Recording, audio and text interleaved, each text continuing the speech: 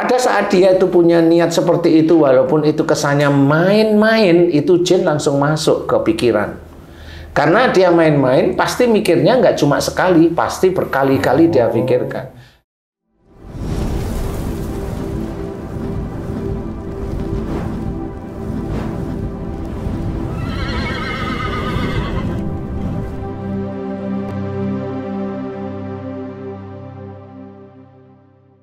Bismillahirrahmanirrahim. Assalamualaikum warahmatullahi wabarakatuh. Waalaikumsalam warahmatullahi wabarakatuh.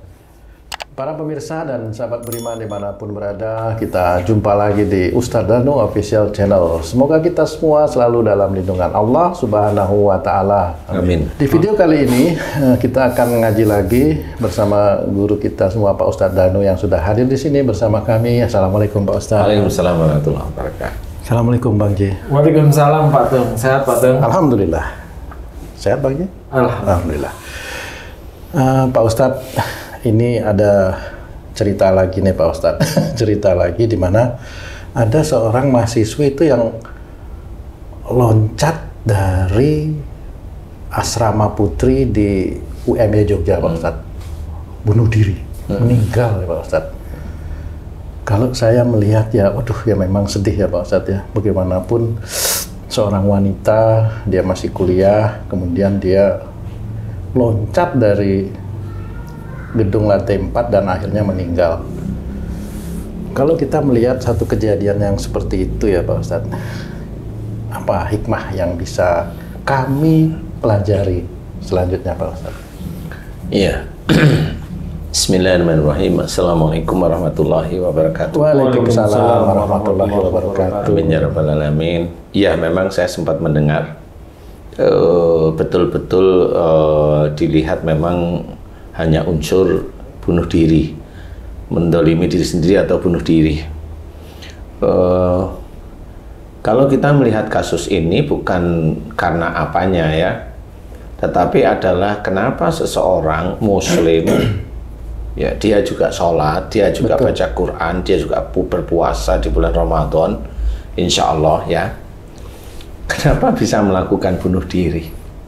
Padahal bunuh diri itu sangat dilarang oleh Allah Ta'ala. Betul, Pak Ustadz. Ya, tidak diperbolehkan. Tapi kenapa seperti itu? Nah, bukan berarti mau menyalahkan, bukan juga saya mau menerangkan ini ngarang. Oh itu ngarang, bukan. Sama seperti mamanya saat ini lagi bermain tentang masalah politik. Siapa yang akan mendampingi Capres Prabowo? Siapa yang akan mendampingi Capres Ganjar? Nah, kalau Mas Anies kan sudah ada, sudah komplit. Nah, orang kan berandai-andai. Tapi itu andai-andai yang tidak mesti. Nah, kalau di sini adalah seseorang yang meloncat ini bukan saya mau mengandai-andai, ini insya Allah penelitian saya atas izin Allah. Seseorang yang melakukan bunuh diri itu biasanya ada unsur depresi. Ini kata teman-teman yang pintar-pintar belajar. Seperti itu, jadi depresi dia. Nah, depresi ini apa yang menyebabkan kok bisa bunuh diri? Macam-macam. Jadi si mahasiswi ini insya Allah memang dia tertekan dengan suatu masalah. Nah ini saya cerita, insya Allah cerita itu kurang lebih begitu, karena banyak sekali dari pasien saya yang skizofrenia yang di sini disuruh loncat.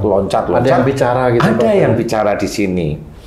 Kalau dokter bilang halusinasi itu sebenarnya seperti itu. Ada yang bicara, tidak bisa tidur, dan sebagainya. Nah, itu alhamdulillah banyak yang diberi kesembuhan oleh Allah Ta'ala. Insya Allah yang nurut ya ini ya. Nah, mahasiswi ini saya menganggap mirip.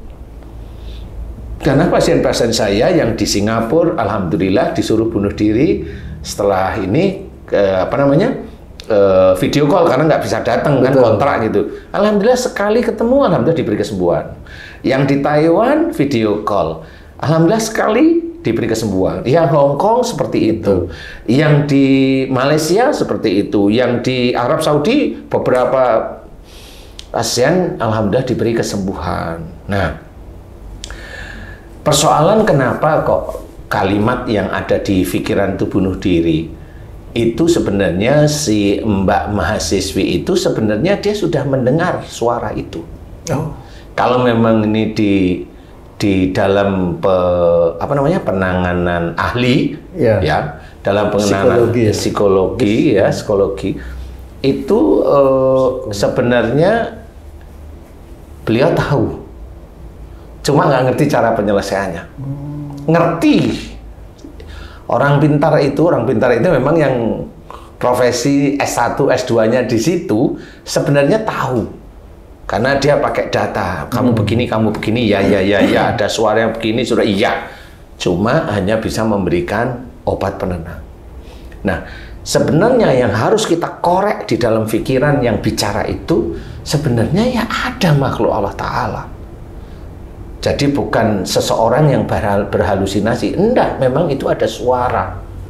Jadi sama seperti kita ngobrol. Jadi kalau saya ngomong, Tung sama Haji J itu denger ya, mirip seperti itu, cuma nggak ada di tempat di telinga, nggak di sini, kok di sini ya gitu. Nah, apa yang menyebabkan kalimat disuruh bunuh diri atau loncat? Macam-macam sebenarnya. Umpamanya dia pacaran, diputus sama pacarnya, padahal dia itu cinta banget, umpamanya diputus tanpa sebab, tanpa ini. Nah, karena dia cinta banget, umpama, ini hanya umpama ya, kemudian sudah dikenalin ke orang tuanya sudah sangat setuju, kemudian diputus. Nah, bagi mahasiswi tersebut, umpamanya kalau mahasiswinya itu orangnya agak pendiam, dia akan menutup itu. Nah, menutup kemudian mulai muncul. Nah, ini mulai muncul, kayaknya saya nggak ada guna hidup karena nggak jadi sama dia.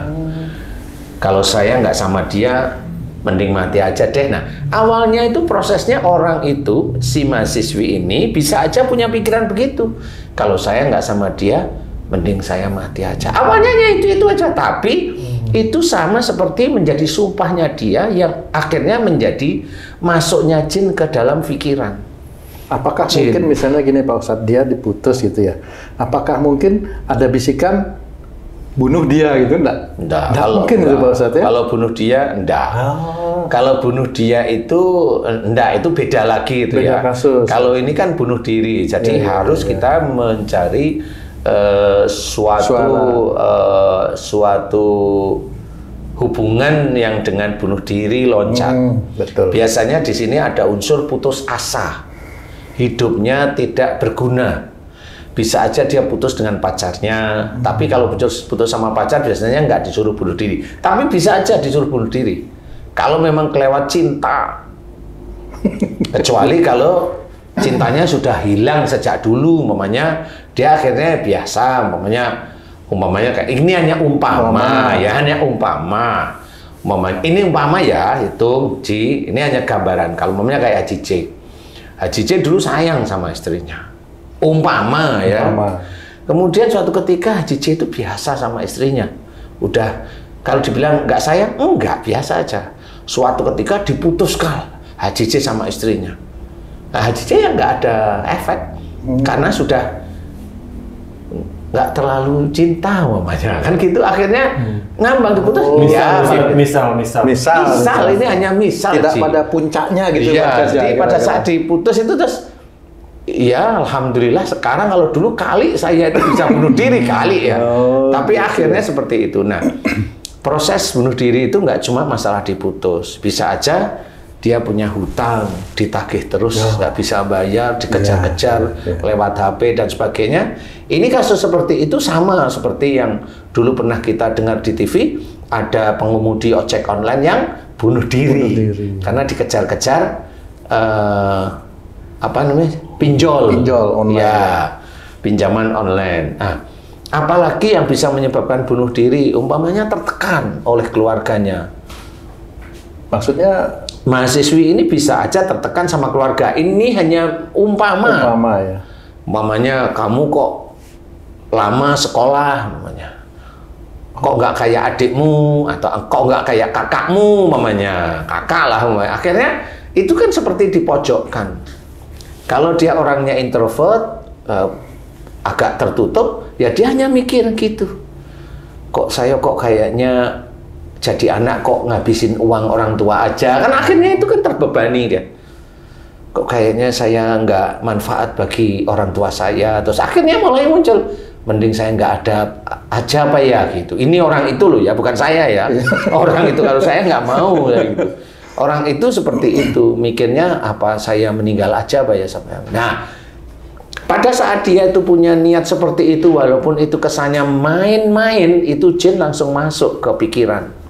Karena dia main-main, pasti mikirnya nggak cuma sekali, pasti berkali-kali dia pikirkan. Jin itu masuk, Dajjal itu masuk. Kalau sudah jin masuk dikunci oleh Dajjal, kalimatnya pasti suruh bunuh diri. Karena memang Dajjal itu paling suka untuk membelokkan keimanan seseorang. Apakah misalnya Pak Ustadz, pilih kasih di dalam suatu keluarga itu juga bisa menyebabkan seseorang jadi punya keinginan untuk bunuh diri? Bisa. Pilih kasih. Bisa. Gitu, jadi umpamanya sejak SMP kan udah kelihatan dewasa. Dia itu diomongin sama bapak sama ibunya atau kakak-kakaknya. Kamu itu, nah waktu bapak sama ibunya ngomong itu kakaknya denger. Kamu itu nggak kayak kakakmu itu rajin, kakakmu ini, kamu itu lelet, ini. Kalau itu diucapkan terus-menerus, ibu bapak, kakaknya juga gitu. Kakaknya nimpali walaupun bercanda, anak apa gitu ya. Kan bisa aja. Kamu itu bukan anaknya papa, kamu bukan anaknya mama, kamu ada, itu kan stres dia. Dan itu dia dibully di dalam keluarga, di mana keluarga nggak ngerti yang namanya bully itu ya begitu itu. Jadi awal muasalnya itu bisa jadi di dalam keluarga seperti itu Pak Ustadz? Iya. Jadi kalau ayahnya sudah bilang kamu kok nggak kayak kakakmu, ibunya juga bilang kamu nggak kayak kakakmu, berarti oleh Allah Ta'ala dianggap si ayah dan ibunya ini nggak butuh anak itu. Wih, kok kayak kasus saya nih? Kok saya banyak kasus ya? Ya emang kamu kan orang yang berkasus sebenarnya. Nggak usah sama istri sama anakmu, sama pohon aja berkasus kamu. Tapi memang itu saya alami dulu itu Pak Ustadz ya. Oh ya? Iya Pak Ustadz. Jadi kalau ada apa-apa, yang salah tuh saya terus tuh Pak Ustadz. Oh gitu. Aduh, mudah-mudahan ya. Untung aja saya nggak dengar suara. Oh, ya. Persoalannya itu. Gimana itu Pak? Ini, memang kamu nggak dengar suara itu sudah alhamdulillah. Alhamdulillah. Saya terangkan kenapa kamu nggak ada suara yang aneh-aneh suruh bunuh diri ya. Yang baik ya nih Pak Ustadz. Iya baik sih ini. Jadi pada saat saya mulai takut. Tidak sih. Pada saat kamu itu disalahkan sama orang tuamu umpamanya. Ya. Ya. Betul. Kamu nggak diem, tapi pergi dari rumah. Nah, itu jalan keluarnya. Itu betul Pak Ustadz? Enggak. Kasus lagi nih. Iya. Karena kan belum selesai. Oh, iya, nah, pada waktu kamu itu keluar dari rumah itulah kasus baru gitu loh. Masya Allah. Lah bener nggak kamu di luar itu kasus baru? Bener. Nah, ya itu. Berarti dua kasus. Masalah itu. Masalah sebenarnya. Cuma kamu agak aman, nggak ada suara, itu aja bedanya. Tapi kayak itu berkasus. Tapi memang kalau dilihat pada waktu itu, ya nggak kuat memang Pak Ustadz. Apanya? Melihat kejadian itu tuh. Dulu ya. Sebenarnya kalau kamu dulu itu menerima dengan ikhlas, kamu itu kayaknya bisa jadi direksi dulu tuh. Lah itu ilmu ikhlasnya baru tahu minggu lalu. Itu juga baru tahu ya. Udah, aduh. Baru coba melaksanakan. Iya benar sih. Gimana ya itu ya? Iya. Jadi seperti itu. Jadi kasus bunuh diri itu tidak cuma masalah hanya putus cinta, kemudian hutang yang dia ditagih terus sama apa itu namanya tukang nagih itu rentenir ya? Bukan debt kolektornya, atau kalau dipinjol itu dimaki-maki. Iya. Pernah saya itu dimaki-maki itu gitu. Pernah saya masuk ke HP saya dimaki-maki beneran. Lah, orang ini nyari masalah nih kalau saya itu dibilang binatang berkaki 4 yang nyala itu. Ini siapa? Mas tuh tahu nggak ini yang ditelepon siapa, tahu nggak? Oh kamu kan temannya ini. Oh ini gimana? Saya tuh mikir ini siapa lagi? Temenmu tuh pinjam uang. Waduh. Lah siapa yang minjem uang saya juga nggak tahu. Oh, jadi teman minjem uang mengatasnamakan Pak Ustadz gitu Pak Ustadz. Walau alam, tapi intinya nomor HP saya itu masuk ke sana dan saya dimaki-maki sehari itu. Sampai bingung saya, ini apa maksudnya, nggak ngerti. Waktu itu pinjol awal-awalan lah kayaknya. Awal-awal. Jadi juga nggak ngerti saya. Karena nggak ngerti ya sudah, saya diemin aja. Mas kalau mau ngomong yang sopan dong gitu ya. Karena nggak ngerti ini. Ini kasus apa, kalau umpamanya ini polisi kok omongannya kurang ajar kan nggak mungkin. Kalau polisi ngomong, saya dari kepolisian Jakarta, saya dari kepolisian Polda Metro, saya dari kepolisian mana kan gitu ya. Nah, seperti itu. Jadi nggak cuma melulu putus, nggak bisa bayar utang. Orang-orang yang loncat-loncat itu begitu. Dia berhutang nggak bisa bayar, ditagih terus sama debt collector. Nah akhirnya bingung dia. Apa mati lebih enak, nggak mikirin apa ya? Awalnya begitu dia.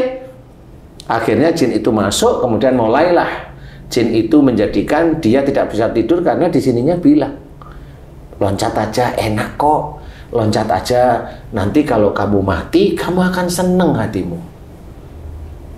Kenapa saya bisa bilang begini? Karena banyak pasien saya ngomongnya seperti itu. Yang dia dengar seperti itu.